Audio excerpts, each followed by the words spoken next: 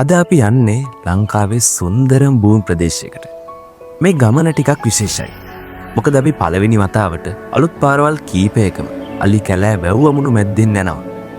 මේක බලලා මටත් ඔයාලටත් අලුත් අත්දැකීම. මේක තවත් බස් ට්‍රැවල් ව්ලොග් එකක් නෙමෙයි.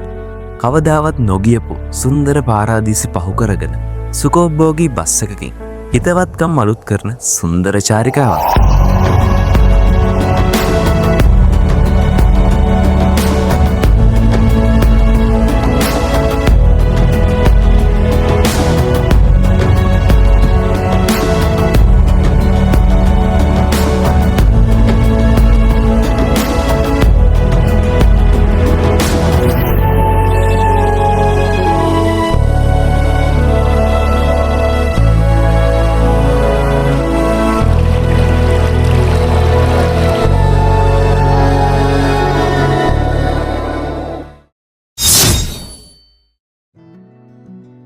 සුපර් ලක්ෂරි බස් එකකින් පුංචි ලෝකාන්තරයන්ද පරිසර කලාප ඇලදොල ගංගා අලියතෝ මුවෝ මීගවයන් පහු කරගෙන ඌව පළාතේ සුන්දර කඳුකර මිටියාවතට යන්නයි අපේ මේ ලෑස්තිය. පේනවනේ අපේ ගමන් සගයා මුළු රටක් කතා කරන NCG Express. සරලවම කිව්වොත් අලුතෙන් ආපු මේ සුඛෝපභෝගී රැල්ලේ මුලසුන. අපේ ගමන් මාර්ගයේ වැටලා තියෙන්නේ මෙන්න මෙහෙම කිලෝමීටර් 335ක දුර. අපිට කොච්චර වෙලාවක් ගත වෙයිද? පාගින්නකින් අපි කිව්ව කරනවා 11:30 වෙද්දී කට්ටිය බලන් ඉන්නවා බස් එක යනකම්. අපේ කොන්දොස්තර මහත්තයා වුණ රිසර්වේෂන් ෂීට් එකත් අරගෙන කට්ටිය බස් එකට නග ගන්නයි ලෑස්තිය. මේක හිතන තරම් ලේසි වැඩක් නෙවෙයි. බස් එක කිව් එකට ගහපු වෙලේ ඉඳන් ෂීට් එකේ නම්බර්ස් වලට කෝල් කරලා එනවද නැද්ද කියලා හරියටම කන්ෆර්ම් කරගන්න එක තමයි අපේ කොන්දොස්තර මහත්තයාගේ පරම රාජකාරිය. ඒ ඇස්සේ කට්ටියගේ බඩු බාහිර ආදිය ලගේජ් එකට දාන්නයි මේ ඔක්කොම කරන්නේ අපේ කොන්දොස්තර රියදුරු මහතුරු දෙපළම තමයි. මේ මඩොල් සිම පර්මිට් එක කියන්නේ ඒ කාලේ ඉඳන් NCG ළඟ තිබ්බ එකක්. 2022 ත් බස් එකක් දුවන්න පටන් ගත්තා. හැබැයි විවිධ හේතුන් මැත්තේ ඒක නතර වුණා. අවුරුදු 4කට පස්සේ 2026 දී ඒක ආයෙත් පටන් අරගත්තා. දැන් නම් බස් එකට හොඳ සෙනඟක් පුරුදු වෙලා ඉන්නවා. මාකුමරු බස් නැවතුම් පොලේ B4 පරයන්තේ තමයි අපේ නැවතුම වෙන්නේ. ටීවී එකේ ඩිස්ප්ලේ වෙනවා බලන්න. පස්සර මඩොල් සිම ඔන් ස්කෙඩියුල්. අම්පාර බදුල්ල සියඹලාණ්ඩුව කතරගම කියන සේවාවලට තමයි මේ B4යි තියෙන්නේ. මේ බස් එක යන සීට් එක බුක් කරගන්න නම් ඔයාලා යන්න ඕනේ magiya.lk එකට. තව දෙයක් මේක මුල්ම ආපු යූටර්න් සෙට් එක. බලන්න ඉස්සරහා නේම් බැජ් එකේ වෙනසක් තියෙනවා. බලන්න B3Q එකේ ඉන්නවා ලස්සන රන් මගරෙක්. මෙයාගේ අනිත් පැත්ත යන C11 හැඩකාරයා එක්ක අපි අම්පාර ගියා කට්ටියට මතකද?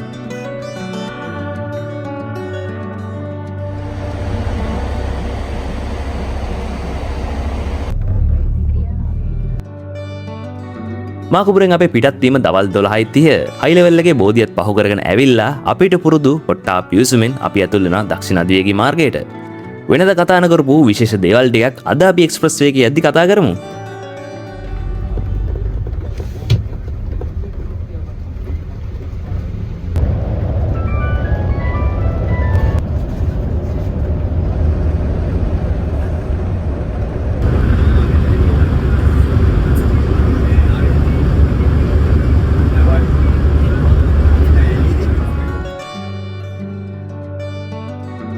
අපි කොට්ටාවෙන් ඇතුළු වුණාට පස්සේ කහතුඩුව පහු කරගෙන 14 වෙනි කිලෝමීටර් කනුව ලං වෙද්දිම මේ හම්බෙන්නේ අපි වැඩි කලින් කතා නොකරපු ගැලණිගම හෝමාරුව. ඔයා දක්ෂිණ අධිවේගී මාර්ගයේ ඇවිල්ලා හොරණට හරි පානදුරට යනවා නම් මේක තමයි එක්සිට් එක. හරිම ලස්සන පාරකට තමයි මෙතනින් එළියට ගියාම එකතු වෙන්නේ. පානදුර රත්නපුර ඒ 8 මාර්ගය.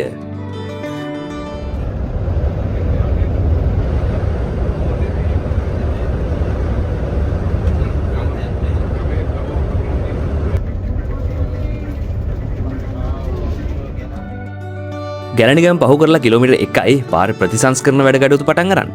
මේ හරිය හරිම සැලකිල්ලෙන් යන්න ඕනේ. එක පාරටම ලේන් එක චේන්ජ් කරන්න තියෙනවා මෙන්න මේ වගේ. ඒවට බෝඩ් දාලා තියෙනවා. ඒත් පොඩ්ඩක් හරි කල්පනා වෙනස් වුණොත් කරදරයක් තමයි. මේ ළඟදී මට මතකයි බස් එකක්ද කොහෙද මේ වගේ තැනක හැප්පිලක් තිබ්බා. පොඩ්ඩක් කතා කරමු අදත් ඉන්ජිනියරින් ෆැක්ට් එකක්. ඔයාලට පේනවා ඇති මේ පාර හදන වැඩ. මෙතන සාමාන්‍යයෙන් වෙන්නේ ආයෙත් ෆයිනල් ඇස්ෆල්ට් ලේයර් එකක් දාන එක. ඒක තියෙන එක උඩින් හෝ තියෙන එක කපලා දාන තැනුත් තියෙනවා. දාන්න මිලි 40ක වගේ ලේයර් එකක්. ඕක දාලා පාර එක ලෙවල් එකකට තලන්න මේ වගේ කම්පැක්ෂන් රෝලර්ස් පාවිච්චි කරනවා. ඇස්ෆල්ට් ලේයර් එක මුලින්ම තලන්නේ අපි සාමාන්‍ය දන්න මේ ගල් රෝලෙන්. ඊට පස්සේ ෆයිනල් ඇඩ්ජස්ට්මන්ට් එක කරන්නේ මෙන්න මේ නියුමැටික් ටයර් රෝල් එකකින්. කට්ටිය මේකට රබර් රෝල කියලාත් කියනවා. රබර් රෝලෙන් මුලින්ම දැලුවොත් මේකේ තියෙන රෝද පාරවල් ටික හිටිනවා. එතකොට ඉතින් කාපට් එක අසාර්ථකයි. පාර තියෙන ලෙවල් එකෙන් කෝට් එක ගහගෙන බැරි තැන්වල ඩැමේජස් ගොඩක් තියෙන තැන්වල මෙන්න මේ විදිහට ABC ලේයර් එක පේන මට්ටමට වගේ කපලා ආයේ අවශ්‍ය නම් ABC ලේයර් එකක් දාලා කම්පැක්ට් කරලා ප්‍රයිම් කෝට් එක දාලා උඩින් ඇස්පල් ලේයර් දෙකක්ම වැටෙනවා. මේවා ඉතින් පරතරයට ඉගෙන ගන්න පුළුවන් සුපිරි විෂයන්.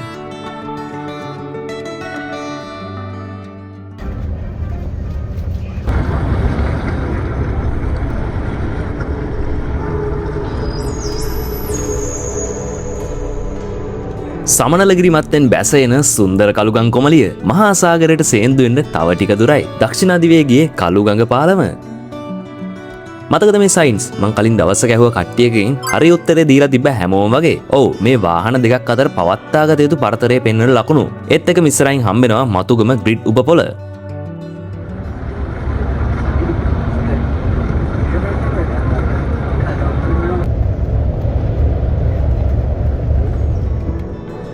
මෙතනින් එහාට ඇස්සරපු පූස් පැටිය එකක් ගේන්න එපා කියලා තමයි අපේ සීයලා ආච්චිලා නම් කිව්වේ. කොළඹ දකුණ මායිම් කරන දක්ෂිණ අධිවේගයේ පෙන්තොට පාලම.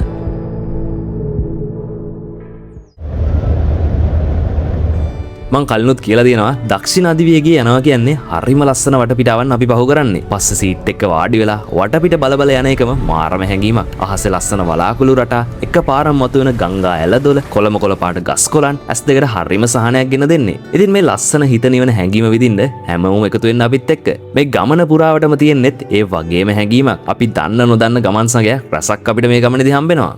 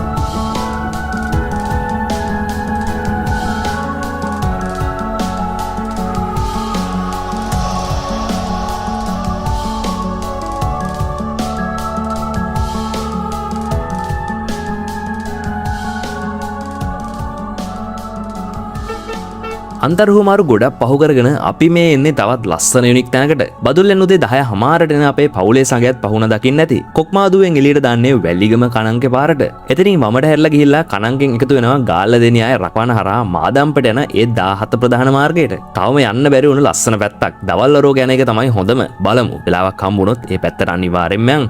තෙත්කලාපිය මාතරවට පරිසරයේ ලස්සන විඳින්න ඔබටයි මේ ආරාධනාව.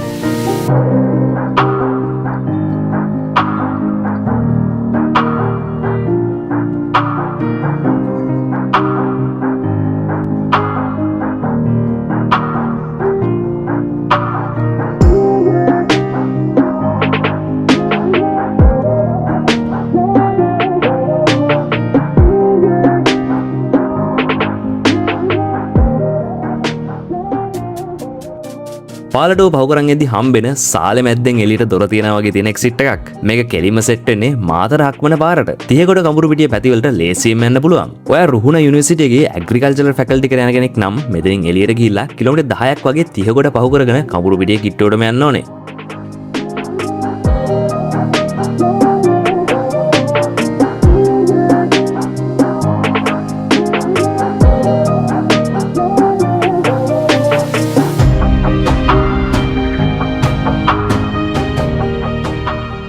අපිට හම්බෙන තවත් ලස්සන හුවමාරුවක්. මතක ඇති මම මෙතනදී වයඩැක්ස් ගැන එහෙම විස්තර කිව්වා අපේ නාමලි ගමනේදී. ඉතින් මේ කොළ පාට ලස්සනට විශේෂම හේතුව වෙන්නේ වෙන මොකවත් නෙමෙයි. මේක ඇවිල්ලා තෙත් කලාපීය පුරවරයක්. ඉස්සරහින් හම්බෙන අපරැක්ක දන්දෙනි රක්ෂිතය කියන්නේ දක්ෂිණ අධිවේගී මාර්ගයේ විශේෂීය තැනක්. මතකද ලංකාවේ පළමු ඇනිමල් ක්‍රොස්ஓවර් බ්‍රිජ් එක තියෙන්නේ මෙන්න මෙතනම තමයි.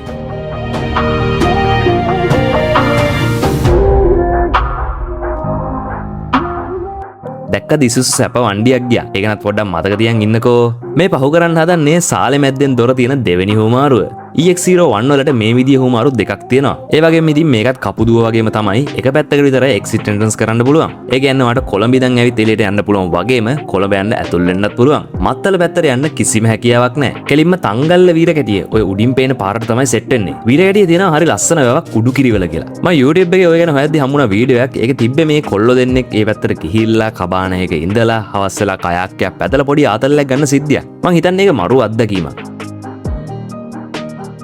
160 වෙනි කිලෝමීටර් කනුව පහු වෙනකොටම අපිට හම්බෙන්නේ කසාගල හුමාරුව. කොළඹින් කතරගමට අධිවේගී එන ප්‍රයිවට් බස් ඔක්කොගෙම හුමාරුව මෙතන. මෙතනින් රන්නට ගිහිල්ලා 32 බස් යන විදිහට සාමාන්‍ය පාරේ කතරගමට යනවා. කසාගල කිව්වම ටිකක් මේ දවස්වල ටීවී එකේ ප්‍රසිද්ධයි නිතරම ඇහෙන නමක්. ඉතින් අහලා තියෙනවද කසාගල රජමහා විහාරය? අන්න ඒක තියෙන්නේ මෙන්න මෙහි. පුරාවිද්‍යාත්මක ස්ථානයක් විදිහට තමයි ඒක සලකන්නේ. දේවානම්පියතිස්ස රජතුමා කාලේ දෙතිස් පළ බෝධි වෘක්ෂයක් මේ කසාගල විහාරයේ රෝපණය කරලා තියෙනවලු. තව එක ඓතිහාසික වටිනාකම් එහෙමත් තියෙනවලු. කොහොම හරි ඔහෙලා කොළඹ ඉඳන් රන්නට යනවා නම් මෙතනින් එක්සිට් වෙන්න. වීරකැටියට යනවා නම් බැදිගමටත් වඩා බෙලියත තමයි ලේසිම.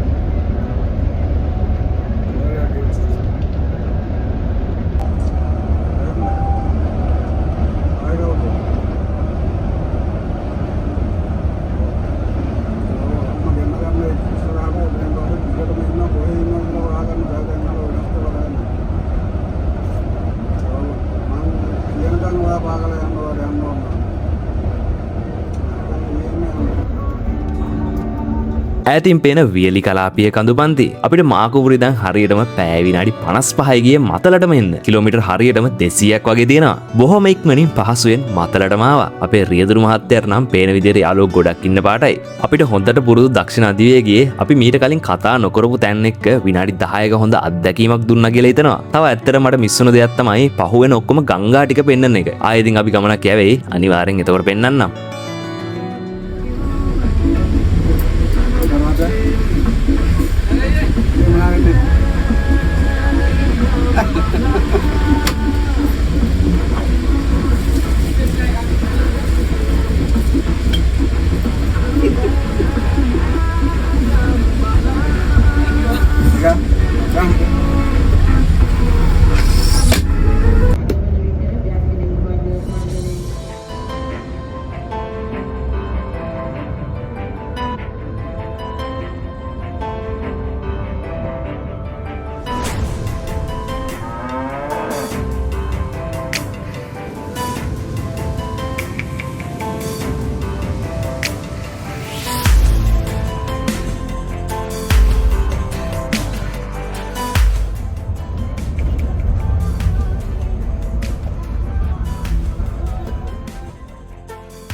පුරුදු මත්තල තේ විරාමය වෙලාව හරියටම හවස 2:40යි. අපි හුඟ දවසකින් මෙතනට ආවේනේ. උදේට කාපු ගමන් හිටියේ. ඒකින්ද හොඳ බති ගානකුත් බෙදාගත්තා. ඒකත් කාලා හොඳට බටකට පුරවගෙන ආයෙත් අපි ගමනේ පටන් ගන්න මේ ලෑස්තිය.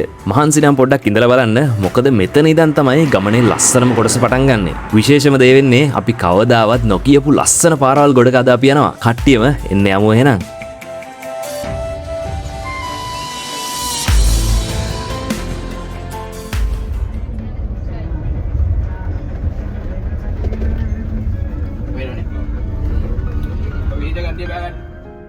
විසිදකින් අපි දකුණට හැරෙන්නේ හරිම නුපුරුදු හැඟීමකින්. නොගියපු පාරවල් අංක 1. ඔයාලට පෙන්වන්න ඕනේ මොනවද? ලස්සනම තැන් කොහෙද? හරිම කලබලයි මේ හිත. එකතු වෙන්න ඒ සුන්දර පාරාදීසයට යන්න. අපිට පුරුදුම නැති නගරයක් මේ ලුණුගම්වෙහෙර. ඉතින් ලුණුගම්වෙහෙර කිව්වම වැවයි ජාතික වනෝද්‍යානය මතක් වෙන්නේ නැත්නම් ඔයා මිනිස්සෙක් වෙන්න බෑ. වනෝද්‍යානයේ එන්ට්‍රන්ස් එක තියෙන්නේ මෙන්න මේ තනමල් වලට කිට්ටු වෙන්න. කැලේ පීරලා සත්තු බලන්න කැමති අයට මේක හොඳම පැත්තක්. හැබැයි මේක දැන් යාලටම අයිති කරලා යාල බ්ලොක් 6 කියලා තමයි නම් කරලා තියෙන්නේ. වැල්ලවාය පැත්තට යද්දි මතක ඇති හම්බෙනවා කිතුල් කොටේ අලිමංකඩ. උඩවලවෙන් යාලට යන අලිමාරු වෙන්නේ අන්න එතනින්. ඉතින් මේ මහා සද්දන්තයන්ට පරිස්සමෙන් යාලට යන්න කොරිඩෝ එකක් විදිහට මේ ලුණුගම්වෙහෙර වනෝද්‍යානයේ රුකුලක් එනවා. හැරෙන්නේ නැතුව කෙලින් පාර වීරවිල පැත්තට. ඉතින් අපි මේ හැරෙන්නේ කතරගම බලා. නොගියපු පාරවල් අංක 2. ජලාශයේ වැව් බැම් උඩින් යන පාර. මේක හරිම ලස්සනයි. මේක බැඳිච්ච මගේ අතීත පොඩි මතකෙකුත් තියෙනවා. වැව් බැම්ම සෑහෙන දිගයි 7ක්ම 3.25ක් තියෙනවලු. වැවේ ප්‍රධාන ජල පෝෂක කොටස වෙන්නේ කිරිඳි ඔය. මේ පේන්නේ ජලාශයේ වාන්දොරටු 6 පාලමුඩ හිටියනම් හරි ලස්සනට පේනවා. මේ දිගටම තියෙන වැව් බැම්ම හරක් රංචු පිටින් තනකොළ කන්න ඇවිත් ඉන්නේ. මං හිතන්නේ අලි එහෙමත් ඇති. හැබැයි බෝඩ් එකක්වත් තිබ්බේ නැහැ. මේ පාර එක්ක මැදිච්ච මතකේ තමයි මට මතක විදියට 2010 12 වගේ අපි නුවර ඉඳන් ආව කතරගම ට්‍රිප් එක. රත්නපුර එහෙම පහු කරගෙන උඩවල උඩින් ඇවිල්ලා කොහොම හරි ලුණුගම් බෙහෙරින් ළඟයි කියලා මෙන්න මේ පාරට හරව ගත්තා. ඩෑම් එක උඩින් පොඩි දුරක් ගිහිල්ලා පහළට තිබ්බ ආයෙත් පාර. ඒකට දාලා තමයි අපි ආවේ. මං හිතන්නේ දැන් අපි මේ යන්නේ මේ පාරෙන් තමයි. තනිකර වලවල් මඩ විමානයක් තිබ්බේ. අපි ඒ කාලේ කැරවෑන් එක්ක ආවේ. වටේම කැලේ වැහැලා වලවල් වල වතුර පිරීලා අලියෙයිද කියලා බයෙන් ගියපු ගමනක්. අර නිකන් ඩ්‍රෝන් ෂොට් එකක් වගේ මගේ හිතේ ඒක ඇඳිලා තියෙනවා.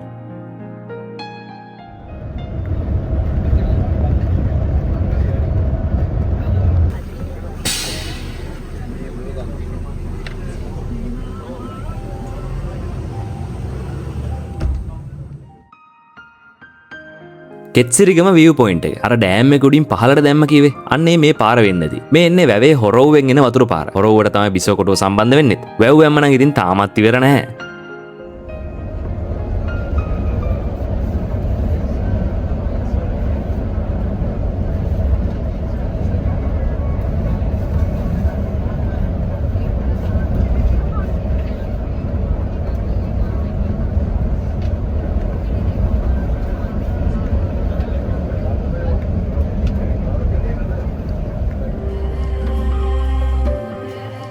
ජනප්‍රවාදවලට අනුව ස්කන්ධ කුමරු ලංකාවට ආවට පස්සේ මුලින්ම ඉඳලා තියෙන මෙන්න මේ කන්දලු. වල්ලියම්ම හම්බෙන්න කලින් පරිසර නිරීක්ෂණය කරලා තියෙනෙත් මෙතන ඉඳන්ලු. ඉතින් ඒකින්ද වැඩ සිටි කන්ද කියන නම් මෙතන ලැබිලා තියෙනවා. කතරගම එන බැතිමතුන් ඉතින් මෙතන බැඳ පුදා ගන්න නම් අමතක කරන්නේ නැහැ. කන්ද උඩට නැංගාම මුළු කාචර ගාමෙම හරි ලස්සනට පේනවා. තව මේ පැත්තේ පොඩි කඳු කීපයක් තියෙනවා සඳගල බෙරලිහෙල වගේ.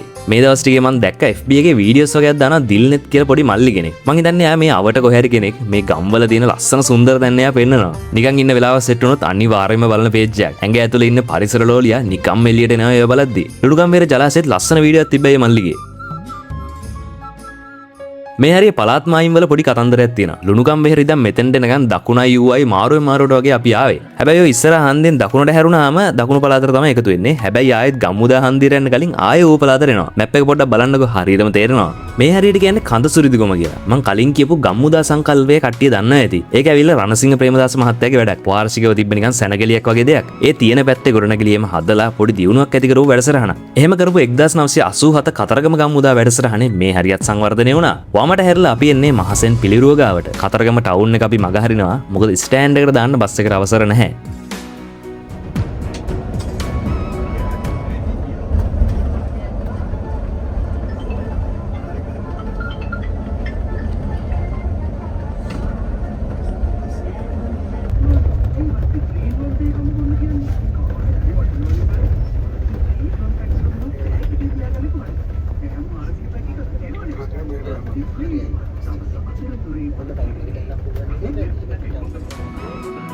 හරියට මෙතනට එන හවස 3යි කාල වෙද්දි. මෙතන ඉඳන් ස්ටෑන්ඩ් එකට කිලෝමීටර් 1යි දෙන්නේ. ගම්මුදාව රජමාවත කතරගම බහින කට්ටියට මෙතනින් බැහැ ගන්න පුළුවන්. රජමාවත කිව්වම පාරවල් දෙකක් කට්ටියගේ මතකෙට එන්න ඕනේ. ඒ දෙකම නියම වටපිටාවක් තියෙන පාරවල්. එකින් එකක් ඕනද අපි පෙන්වන්න යන්නේ. අනිත් එකත් ළඟදීම බලමු. අපි නොගියපු පාරවල් අංක 3 නොගියපු කිව්වට කතරගම කුරුණෑගල පරණ ගමනක අපි මේක පෙන්නුවා. ඒත් අද තමයි හොඳටම පෙන්වන්නේ.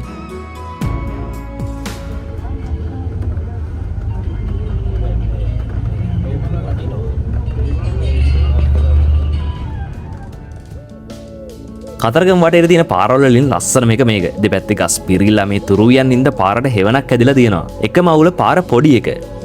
කොළ පාට පරිසරයක් මැද්දෙන් රතු පාට ලංගමයක් ඇද්දී පොඩි අමුතු ගතියකුත් තියෙනවා. කතරගම වඳින්න එන ඔයාලා නම් දන්නවා වැඩිම රාත්‍රී නිකේතන තියෙන්නේ මෙන්න මේ පාරේ. අපි වුණත් ආවම ඉන්නේ මේ හරිය තැනක තමයි. සෙල්ලටයි කතරගමටයි දෙකටම යන්න ලේසි ඉඳ වෙන්න ඇති කට්ටිය මේ හරිය තෝරගන්නේ. මම ඔයාලගෙන් ප්‍රශ්නයක් අහනවා. මේ කතරගම පූජා භූමිය හරියටමයි තියෙන්නේ මොන පළාතටද? මට මතක විදිහට මොකක් හරි අවුරුද්දක ශිෂ්‍යත්ව පේපර් එකේ ප්‍රශ්නකටත් ඕක තිබ්බා. කට්ටියට වැරදි වැටහීම් ගොඩක් තියෙනවා මේ ගැන. හරියටම දන්න කෙනෙක් උත්තරයක් දෙන්න බලන්න.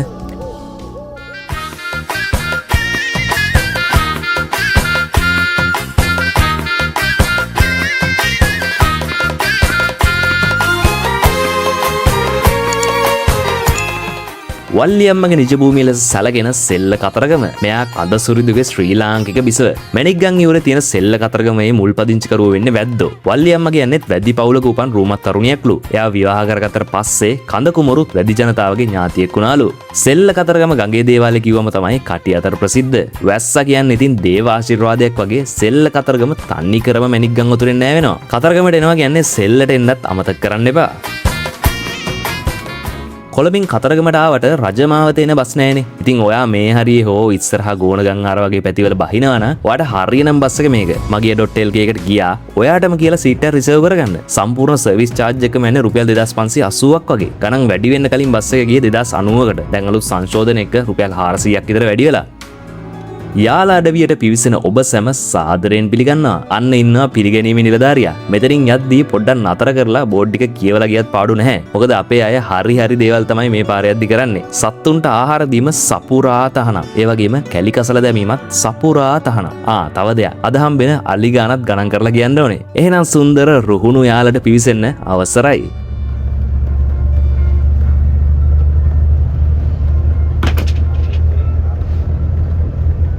හලෝ මගේ රත්තරන් යාළුවනේ කොහමද? හොඳින් ඉන්නවද ඔයගොල්ලෝ?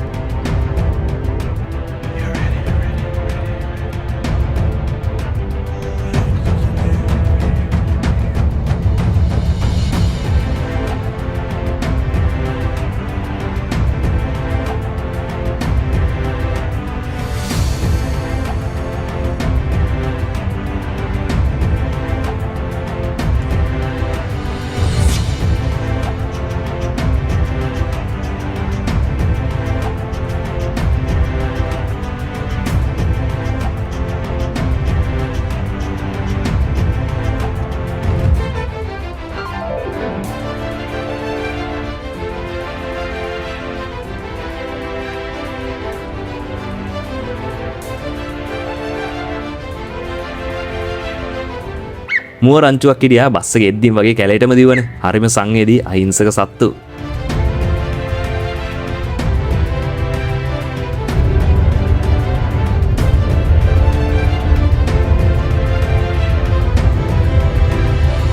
රුහුණු යාල ගල්ගේ පිවිසුම බ්ලොක් 5 කොටස් 6න් 5 වෙනි එක තමයි මේක. මෙතනින් සෆාරි ගියා කියන්නේ ඉතින් වෙහෙරගල ජලාශයේ අනිවාර්ය අන්තයක්. මේ යාල කොටස් 6න් බ්ලොක් 1 මේන් එන්ට්‍රන්ස් එක තියෙන්නේ පළටුපානේ. දෙවෙනි කොටසට යන්න විශේෂ අවසරයක් ඕනෙලු. 3 4 ගැන නම් දන්නේ නැහැ. 5ට ගල්ගේ පිවිසුම 6ට තනමලලින් යන්න පුළුවන්. යාල කියන්නේ ශ්‍රී ලංකාවේ වටිනාම ස්වභාවික උරුමයන්ගෙන් එකක්. මේක දැඩි ස්වභාවික රක්ෂිතයක් වගේම ජාතික වනෝද්‍යානයක් විදිහට නම් කරනවා. වනාන්තර, පඳුරු බිම්, තෘණ බිම්, වැව් කලපු ගොඩකින් මේක සමන්විත වෙනවා. ශ්‍රී ලාංකික ආලි, ශ්‍රී ලාංකික දිවියෝ, ජලජ පක්ෂි විශේෂ රසක් යාලේ ඉන්නවා. විදේශ සංචාරකයන්ට යාල බලන්න හරිම උනන්දුවක් තියෙනවා. ලෝකේ වැඩිම දිව්‍යයන් ගණත්වයක් ඉන්න පැති වලින් එකක් විදියට යාල ප්‍රසිද්ධයි. ඒ වගේම අලි, වලස්සු, ගෝන්නු, නරි, තිත්මුවෝ, මොනරු, කිඹුල්ලෝ වගේ සත්තු ගොඩක් බලන්න පුළුවන්. යාල කියන්නේ ඕෆ් රෝඩ් පිස්සන්ට කියාපු සංචාරයක්. අතරම යාලා කිව්වම මට මතක් වෙන්නේ සොනාලි දරණියකල මහත්මිය. ඕලෙවල් වලට ඉංග්‍රීසි සාහිත්‍ය කරා නම් ඔයාලට යාව මතක ඇති. මේ ලස්සන වටපිටාව බලාගෙන පස්සේ සීට් එක මේ බස් එක යනවා කියන්නේ රොම්බ නල්ල.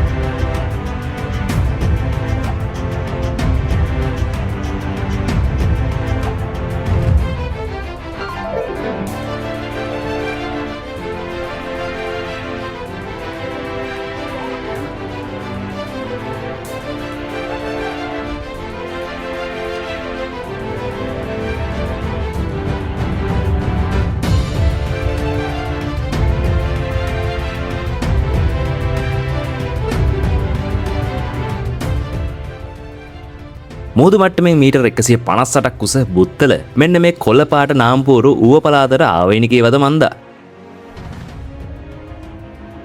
රජමාවතේ අවසානයත් එක්ක අපි එන්නේ බුත්තල නගරයට. වෙලාව හවස 4:05යි. මාකුඹුරු ඉඳන් පැය 3:00මාරයි. ගාන රුපියල් 2500යි. මන්නම් කියන්නේ මාකුඹුරු ඉඳන් මොණරාගල හෝ අම්පාර බස්සල බුත්තලට එන්න එපා. ඔයාලා එන්න මේකේ ගානත් අඩුයි අනික වටපිටාවත් හරිම ලස්සනයි. මගේ කලින් අම්පාර ගමන් බලපු අයට මේ පාරෙන් යන වෙලාව අඩුයි කියලා තේරෙනවා ඇති. බහින්නත් 5-6 දෙනෙක් හිටියා. ස්ටෑන්ඩින් එළියට දාන්නෙම වටරවුමට. ඇත්තට මෙතන පොඩි අවුලක් තියෙනවා බඩල් කුඹුර පැත්තට යන අයට. කාර්ය බහුල නැති ටවුන් එකක් ඉඳ ෂේප්. දෙපැත්තේ තියෙන පාරවල් දෙකෙන් වමට වැල්ලවාය දකුණට මොණරාගල. අපි යන්නේ කලින් නොගියපු පාරවල් අංක 4 බුත්තලින් බඩල් කුඹුරට.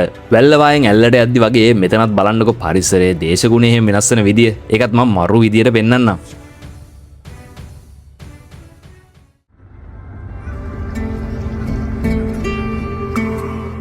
ඉර බැහැගෙන යන හැන්දෑවක ලස්සන තැනිතලා වෙල්ලායක්. අපි මේ ඉන්නේ පහත රට අතරමැදි කලාපයේ.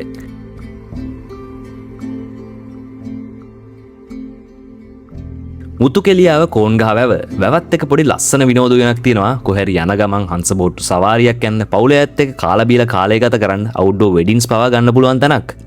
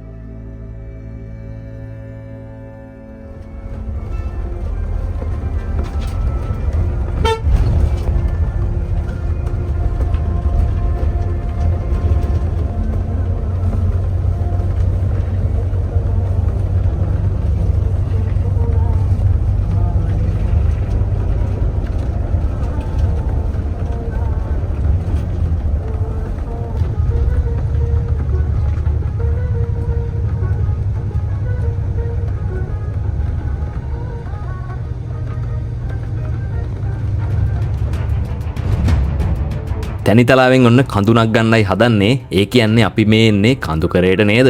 මේ ඉස්සරහා ළඟපාත තැනකින් තමයි පරයයන් ඇල්ලට යන්න තියෙන්නේ. මට එතන හොයාගන්න බැරි වුණා හරියටම. ලස්සන වගේම ජීවිත කීපයක්ම නැති වුණ තැනක්. මේ පැත්තෙන් ටිකක් හරි කල්පනාවෙන් යන්න ඕනේ. පාර දෙපැත්තේ ගස් බස් එකේ වදිනවා. ඉතින් බස් එකට තමයි හානි වෙන්නේ. වෙල්යායවල් වෙනස් වෙලා නේද? මේ ටික දකිද්දිත් පොඩි කාලේ සිද්ධියක් මතක් වුණා. අපි ඉස්සර නුවර ඉඳන් බදුල්ල බණ්ඩාරවල එනවා 21 පාරෙන්. ඔය එද්දි හම්බෙනවා මේ විදියේ වෙල්යායවල්. මට මතකයි එන හැම පාරම වගේ අපේ අම්මා අහනවා මේවට කියන නම මොකද්ද කියලා. මේ තමයි හෙල්මලු. තැනිතලා තිබ්බ වෙල්යායවල් දැන් හෙල්මලු වෙලා. ඒකෙන් තේරෙනවනේ ටිකෙන් ටික අපි උඩ රටට නේද එන්නේ. ඌව පළාතේ මොණරාගල දිස්ත්‍රික්කයේ නිස්කලංක බඩල් කුඹුර ටවුන් එකට තමයි අපි මේ සේන්දු වෙන්නේ. තවම තේ කලාපයට අපි ආවේ නැහැ. සරුසාර වී වගා, උවගා, උෂ්ණ පළතුරු එළවලු තමයි මේ පැත්තේ ප්‍රධාන භෝග වෙන්නේ. පාසල්, රෝහල්, බැංකු, සුපර් මාකට්, රජයේ ආයතන වගේ සාමාන්‍ය ජනතාවට අවශ්‍ය ඔක්කොම දේවල් මේ නගරේ තියෙනවා. නොගියපු පාරවල් අංක 4න් අපි එන්නේ පාරවල් අංක 5ට. මේ මොණරාගල බදුල්ල පාර.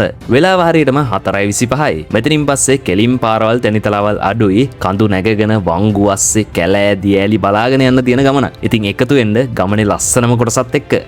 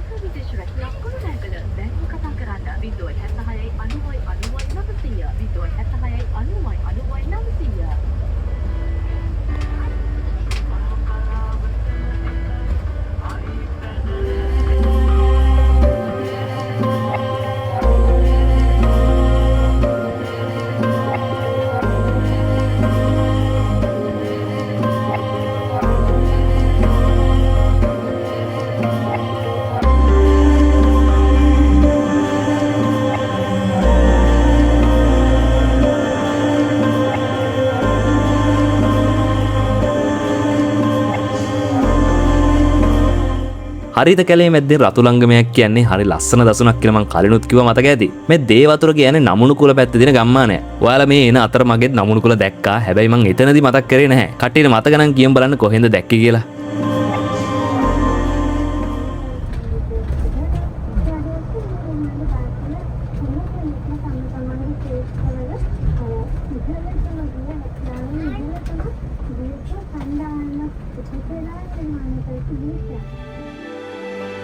ගමනේ ලස්සනම දර්ශනය කිව්වත් වැරදි නැහැ. නමුණු කුල කඳුපන්දි අතරින් ඉර බැහැගෙන යන අපූර්ව කඳුකරයෙන් ඉර බහිනවා අපි කියන පළවෙනි වතාව. පුදුමාකාර ලස්සන වටපිටාවක්. කහ කොළ පාට පරිසරයක්. ගස් කඳු මැද්දෙන් වැටෙන ඉරේලියත් එක්ක හවස් යාමයක් කියන්නේ ගතට සිතට සැනසෙල්ලක් දැනෙන හෝරාවක්.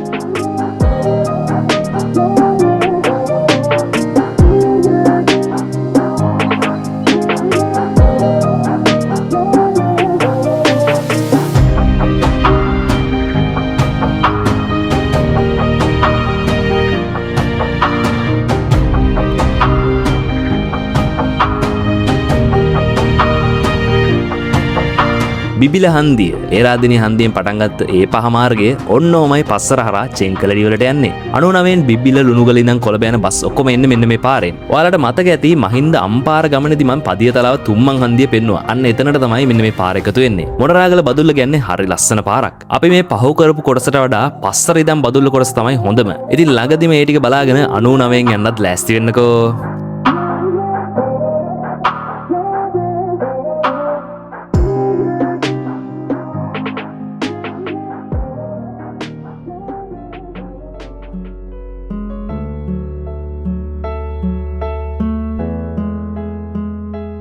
අවුරුදු 5කට කලින් අඩි ගණනාවක ප්‍රපාතයකට පෙරලිලා 14 දිනකට දිවි අහිමි කරපු ලුණුගල බස් රථ ඛේදවාචකය අපි කාටවත් අමතක නැහැ. මේ පස්සර 13 කණුව.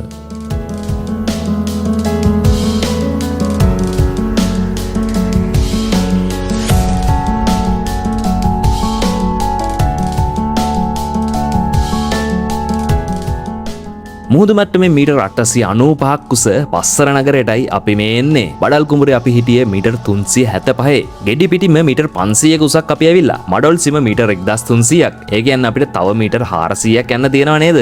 කොළඹින් රෑ 10 පස්සර සුබ ලයින් එක. බස් එකේ පහුවෙද්දිම තියෙන බෝඩ් එක බලන්න. ඉස්සරහින් වමට බුත්තල දකුණට මඩොල් සීම.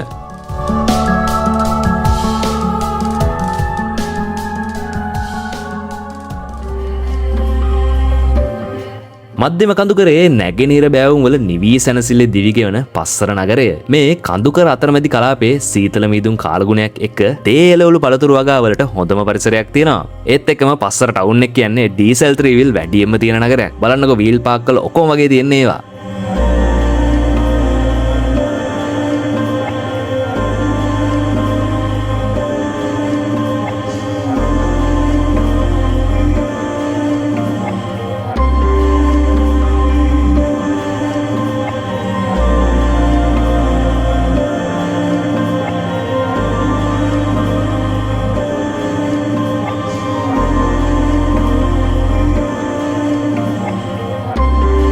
කිලෝමීටර් 320ක් පැය 4:00ක් මෙච්චර ඉක්මනට මාකූපරි දැන් පස්සරට එන බස් එකක් පෙන්නුවොත් මේකේ ෆ්‍රී ටිකට් එකක් අරන් දෙනවා. පස්සර එනවා නම් මේක තමයි හොඳම බස් එක. ඉතින් මේක එන්න නම් හරි සරලයි. මගියා.lk එකට ගියා ඔයාටම කියලා සීට් එකක් දාගන්න. හවස 5 වෙනකොට අපි පස්සර නගරේ.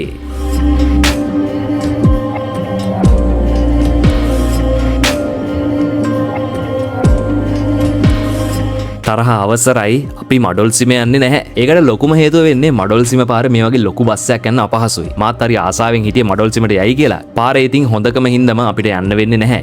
පස්සරින් සේරමල්ලම බස්සලා අපි යනවා අපේ නිවහනට. එතනත් සුවිශේෂී තැනක්. පස්සර 10 කනුව. අපේ සහෝදර යාළුවෙක් එක්ක ලස්සන පැත්තකට යන පාරක් අයිනේ තමයි අපේ රාත්‍රී නිවහන තියෙන්නේ.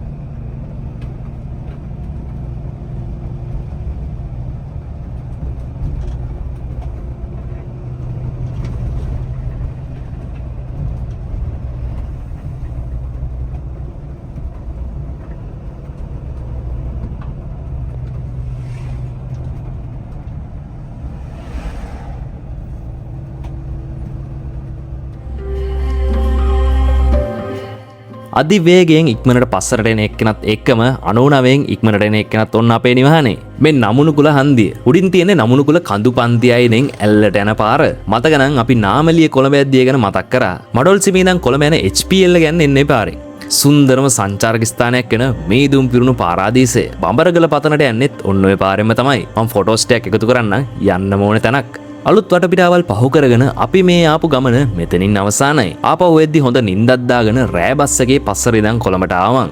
අපේ ගමන් වලට ඉතින් NCG එකෙන් නෝඩු සහයෝගය හැමදාමත් හම්බෙනවනේ. ඒත් එක්කම රියදුරු කොන්දොස්තර දෙපළත් ආදරේ මතක් කරනවා. මේක ගොඩක් දවසක් ලියපු ස්ක්‍රිප්ට් එකක්. හොඳ අවුට්පුට් එකක් දෙන්න ඇති කියලා මං හිතනවා. දැන් නම් මාත් එක්ක ටිකක් පරිණත කොට්ටාසයක් එකතු වෙලා ඉන්නවා.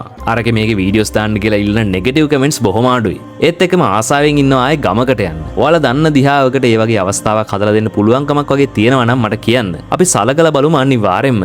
ඉතින් පස්සර නගරයට සමුදුන්නට සමහර විට ඊළඟ ගමනත් අපි පස්සරින්ම හම්බෙන්න පුළුවන්. එහෙනම් ඉතින් අදට සමුගන්න අවසරයි. සෑමට ජයෙන් ජය.